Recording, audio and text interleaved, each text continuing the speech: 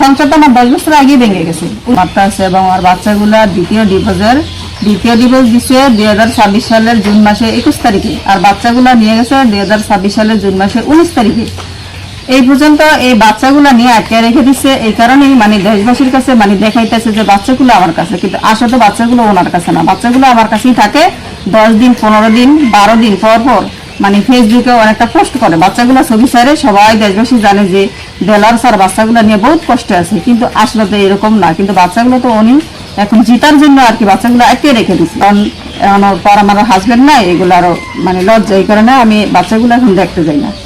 এখন আমি দেশবাসীর কাছে চাই যে আমার নাবালক বাচ্চাগুলো আমি ফেরত চাই।